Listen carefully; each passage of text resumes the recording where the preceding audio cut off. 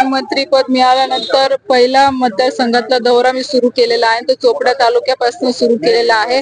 आज तालुक्यातली बरीचशी मंडळी येऊन मला भेटली, त्यांनी शुभेच्छा दिल्या आणि नक्कीच मी सगळ्या जनतेचे पण आभार मानते की आज जनतेच्या आशीर्वादामुळे, त्यांच्या सहकार्यामुळे तिसऱ्यांदा खासदार म्हणून निवडून आली आणि पक्षाने माझ्यावर विश्वास ठेवून मंत्रिपद आज मला कुठेही नाथाभाऊंचे वाद असतील किंवा गिरीश भाऊंचे वाद असतील, ह्या दोघांनी सुद्धा मी नेहमी माझ्या भाषणामध्ये सांगते की गिरीश भाऊंच्या बाजूने सुद्धा आणि नाथाभाऊंच्या बाजूने सुद्धा त्यांनी दोघांनी त्यांचे वाद कधी माझ्यापर्यंत येऊन दिले नाही किंवा मला त्याच्यामध्ये कधी त्यांनी टाकलं नाही।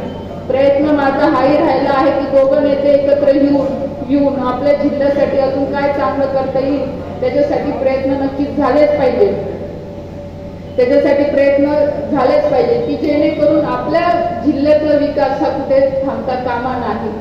आणि म्हणून आपले आदरणीय पालकमंत्री महोदय असतील, आपले आमदार असतील, सगळ्यांच्या सहकार्याने येणाऱ्या पुढच्या दिवसांमध्ये कसं चांगलं काम, भक्कम काम आपल्या जिल्ह्यासाठी, आपल्या मतदारसंघासाठी कसं करून घेता येईल याच्यासाठी माझे प्रयत्न राहतीलच। इथे माझं तिकीट हे जे मिळालं, मी आधी सुद्धा जेव्हा मला तिकीट डिक्लेअर झालं तेव्हा सुद्धा सांगितलं की आज जनता माझ्या सोबत राहिली म्हणून पक्षाला सुद्धा मला तिकीट द्यावं लागलं।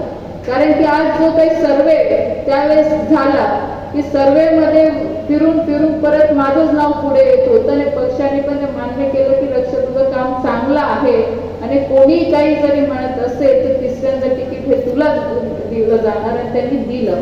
आज पक्षाची पण एक आपण म्हणतो की खूप मोठा विश्वास पक्षाने पण तिसऱ्यांदा माझ्यावर दाखवलेला आहे। कारण की ही सोपी गोष्ट नाहीये।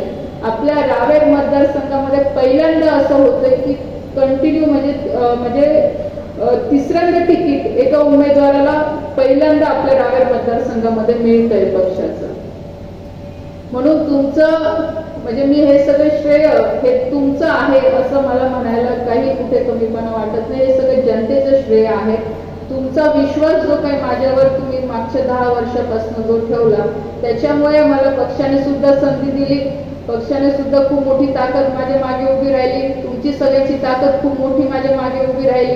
म्हणून तिसऱ्यांदा सुद्धा आपल्याला जवळपास 3 लाखाच्या फरकाने आपण निवडून आलो। आता माझ्याकडे युवा आणि खेळ विभाग आहे।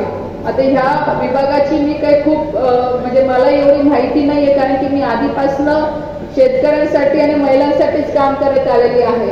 पण तरी सुद्धा प्रयत्न करते की जास्तीत जास्त या विभागाची व्यवस्थितपणे माहिती घेऊन त्या विभागाचा आपल्या मतदारसंघासाठी कसा फायदा होईल याच्यासाठी सुद्धा प्रयत्न राहतील की जेणेकरून आपल्या भागातले सुद्धा चांगले खेळाडू हे पुढे येतील आणि त्यांना नॅशनल लेवलपर्यंत पोहोचवण्यासाठी माझा सुद्धा हातभार त्यांना लागेल याच्यासाठी सुद्धा माझे प्रयत्न राहतील।